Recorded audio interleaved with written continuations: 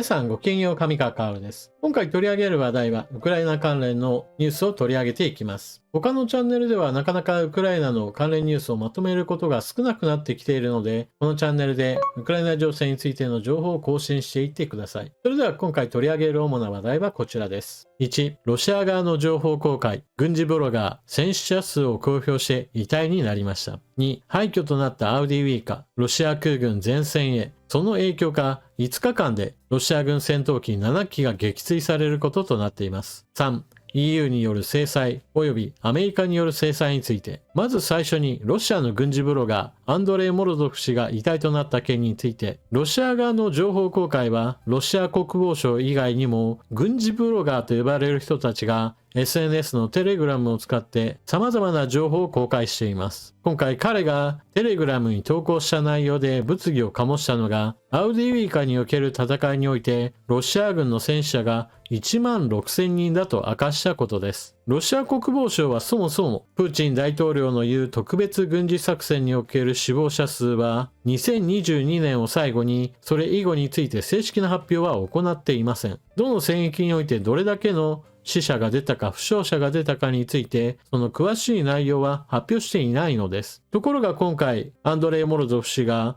アウディウィーカにおける戦いにおいて非常に短い間に1万6000人もの人が亡くなったことを発表したことから、ロシア側ではそのような多くの人が死んでいる事実にこの情報は果たして公開してよかったのかと物議を醸しました。そして案の定彼はその後のテレグラムへの投稿で、軍の圧力によって投稿したものは削除しなければならない、そう言い残して、その後彼自身が遺体となりました。ロシア当局の発表としては彼は自殺したとされています。実際にそうだったかについてはもちろん私には何の断定もできませんが、ここ最近ロシアの反体制派活動家ナワリヌイ氏が刑務所で死亡し、またつい先日の動画においてもロシアからウクライナへ投降したヘリパイロットが移住先のスペインにおいて銃殺された件なども非常にきな臭い動きが続いています。今回ロシアの軍事ブロガーが遺体となった件についても本当に自殺だったのかはちょっと疑わしいと私は思っています。なお、ロシアの軍事ブロガーについて少し補足をしておきましょう。ウクライナ軍が戦果を発表した時においてその確認方法としてロシア側の情報がどうなっているのかなというのを比較することがあります。例えばウクライナ軍が戦闘機を撃墜したぞといえば、それがロシア側の軍事ブロガーはいやいやウクライナ軍は撃墜したと言っているが墜落したのは事故に過ぎないといった具合にして情報を書き消そうとします。ただ事実としてロシア軍の戦闘機が失われたんだなということが分かったりもします。その他にもロシア軍の弾薬庫をハイマースの攻撃によって撃破したんだとウクライナ軍が発表すれば、ロシア側の軍事ブロガーがいやいやそのような事実はない、弾薬庫が吹っ飛んだのは見回りの兵士がタバコの火の不始末をしたからだといった具合にして、弾薬庫それ自体が吹っ飛んだことは否定していないなぐらいに情報を読み取ることができるわけです。またここ最近の動きとしては、戦場からほど近い訓練場において多くの兵士たちが集まっているところにウクライナ軍がハイマースによる攻撃を加え、60数名以上のロシア兵が一度に亡くなるといった出来事がありました。これもやはり同じようにしてウクライナ軍は攻撃したというわけですが、場所はロシア軍の占領している地域ですから、被害の内容そのものは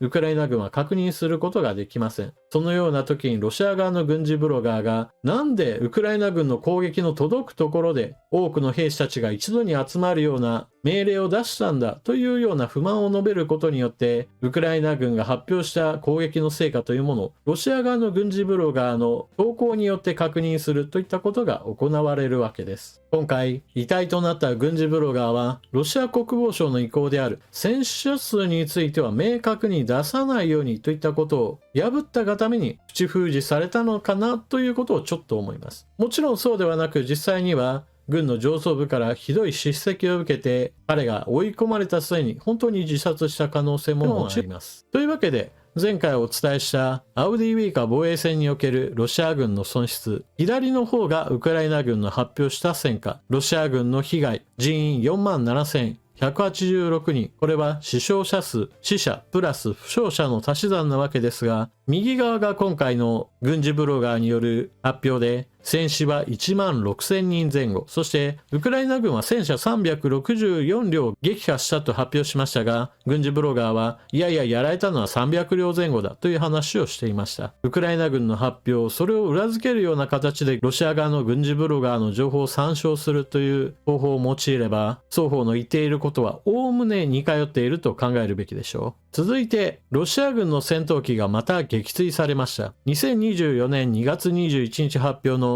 ウクライナ軍の戦果報告において、スホイ34を1機撃墜したことが報告されています。これは17日3機、18日1機、19日2機と立て続けにロシア軍戦闘機を撃墜したものであり、これは2022年の本格的な侵攻以降で見るとかなり特殊な状況だと言えます。これについても以前の動画で解説しましたが、ロシア軍は滑空爆弾を多用することにより、ウクライナ軍の前線に大きなダメージを与えようと、ロシア空軍を最大限活用し始めています。それに対してウクライナ軍がおそらくはパトリオットミサイルをある程度前線へと配備し、ロシア軍の戦闘機を撃墜しまくっている状況だと見られます。ただ、このような被害については、プーチン大統領のレベルで見れば、与える打撃が多ければ、やられるような損失については無視している可能性もあることから、ある意味我慢比べのような状態かもしれません。ロシア軍の戦闘機1機を撃墜するということは、非常に高額な兵器がなくなるだけではなく、非常にエリートの兵士もまた失うこととなり、空軍のパイロットは相当の時間の訓練が必要になりますから、簡単に損失を埋められるわけではありません。これは陸軍の人海戦術とは全く異質の損失となっています。そしてロシア側がナチ政権から解放したと発表しているアウディウィカ、街の様子をロシア側自身が撮影公開しています。街のありとあらゆるところが攻撃を受けてボロボロになっている様子がわかります。ロシア軍がどれだけ無差別に攻撃しまくっているかを表しているものであり、一体誰からの解放なのかということを改めて問うべきでしょう。ロシア側の掲げている大義というものが実際には全くの嘘であることは明らかです。プーチン大統領の掲げるウクライナの政権によって弾圧されたロシア系の住民を保護するみたいな話というのは、そもそもこのような無差別攻撃と全く相入れないものです。保護しようと考えているのであれば、このような無差別攻撃を繰り返すことは理論上矛盾しているからです。次に EU による制裁が発表されています。EU 対ロシア追加制裁に大筋合意、24日決定。中国企業や北朝鮮国防省も対象化。EU の加盟国は21日、ウクライナへの侵攻を続けるロシアに対する13回目の制裁パッケージの内容で大筋合意した。上半期議長国のベルギーが明らかにした。侵攻開始から2年となる24日に合わせて正式決定する見通し。詳細は明らかにしていないが、新たに200の個人、団体に制裁を科すとした。ヨーロッパのメディアによると、草案には、ロシア軍と取引のある中国企業3社や、ロシアにミサイルを供給しているとして、北朝鮮の国防省が含まれていたというベルギー政府は、これまでで最も幅広い制裁パッケージの一つと説明した。記事の中では、侵攻開始から2年というふうに書かれていましたが、これは本格的な侵攻から2年という意味で、クリミア半島を侵攻したところから数えれば、ロシアによるウクライナ侵略は10年前からスタートしています。私も本格的なという部分について、全部について言っているわけではなく、おそらくは何度となく2年前からといったような形で言っているとは思いますが、その点についてはご了承ください。ロシアによるウクライナ侵略のその始まりは2014年クリミア半島を奪ったところからスタートしています。さて、EU による制裁なのですが、今回、ロシアに対する制裁だけではなく、その関連である中国や北朝鮮に対しても広げようという内容で、これは今までのよりも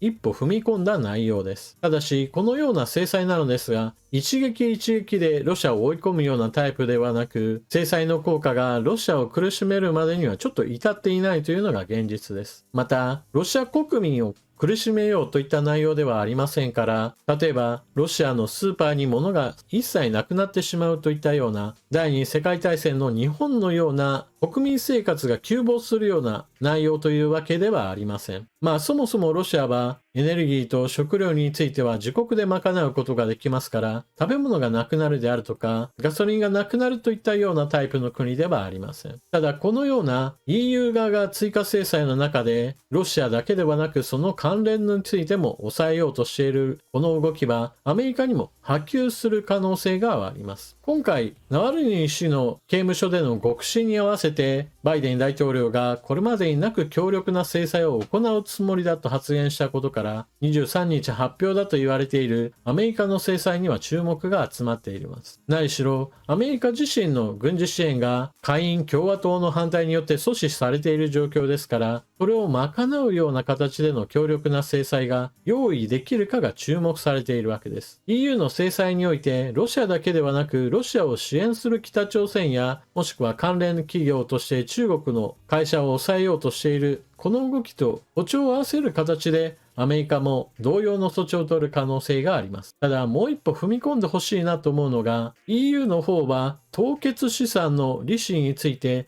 ウクライナ支援に転用することを決定しています。同様の措置としてアメリカもロシアの凍結資産をウクライナ支援へ活用する方向へと一歩踏み出してほしいものです。いっそのこと、凍結資産を丸ごと没収して支援金として活用してもらえれば共和党が阻止している支援予算の分には十分賄える額です。また、ウクライナ支援についてなのですが、日本でウクライナ支援の話し合いが行われました。ただし日本は軍事支援を除いた経済支援であるとか人道支援といったものが中心であり、現在の戦況に影響を与える類ではありません。私自身はこのような支援は必要ではあるけれども、やっぱりそれでも軍事支援は大事だと思っています。日本は現在の憲法下においては武器を輸出していないと誤解している人たちがいますが、実際はそうではありません。第二次世界大戦敗戦後に決定された日本国憲法においては、朝鮮戦争という非常に身近なところで大きな戦争が起こり、その時の戦争特需をもとにして日本の戦後復興が加速されたというのは歴史の教科書にも書かれていることです。その時の戦争特需において日本が軍需物資を一切輸出していなかったかといえばそんなことは全くないのです。この時、朝鮮戦争の時に戦ったのは北朝鮮の軍隊に対して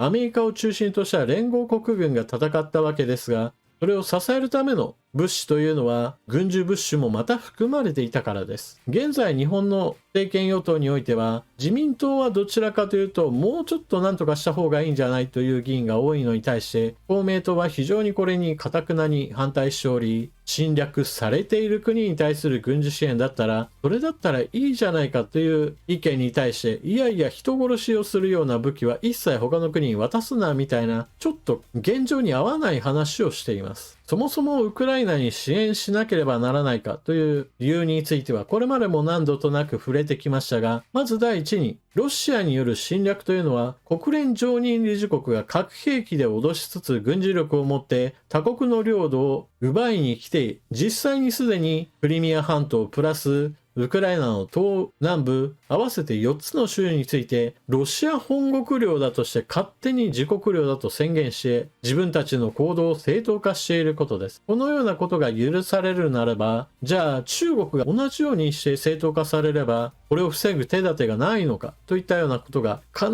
ずのように後々発生することとなります。だからこそロシアによる侵略をプーチン大統領の望むような形で終わらせてはいけないのです。そのことを考えた場合において日本ができることは最大限すべきだというのが私の考え方です。なお、この話をするときにX における論争などにおいては、今はウクライナを助けるような時期ではないといったような話などもたびたび出ますし、海外に支援するな、いわゆるばらまきをするなといった話をする人たちがいるわけですが、日本国憲法においても日本は世界の平和を希求するという精神が語られており、そのような精神から言っても侵略国による無法ぶりに対して制止をかける行動というのは何ら現在の憲法下における行動としても恥じないものだと思います。大事なのは、ロシアによる侵略が成功すれば、それを一つの前例として中国が動いた時に、日本が一番困ったことになるのです。